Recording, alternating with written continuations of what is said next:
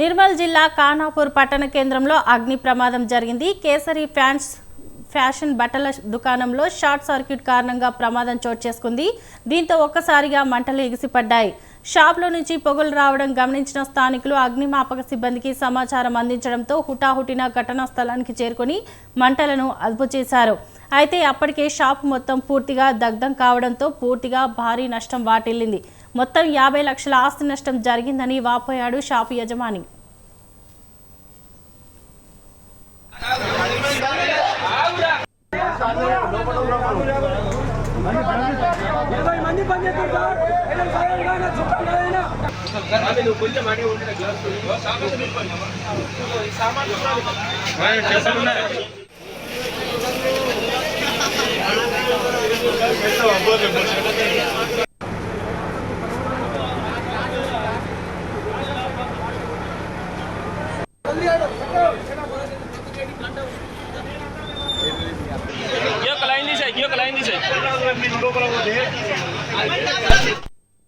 వల్ల ఫైర్ జరిగింది.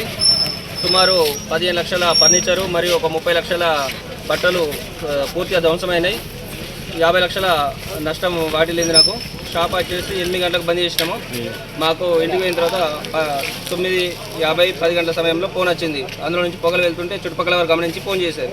వచ్చేవరకల్లా అద్దము పలిగింది, ఫర్నిచర్ మొత్తం డ్యామేజ్ అయింది, మొత్తం టోటల్ ఫైర్ అయిపోయిందండి. సుమారు ఫర్నిచరు స్టాక్ అంటే 50 లక్షల నష్టం జరిగింది.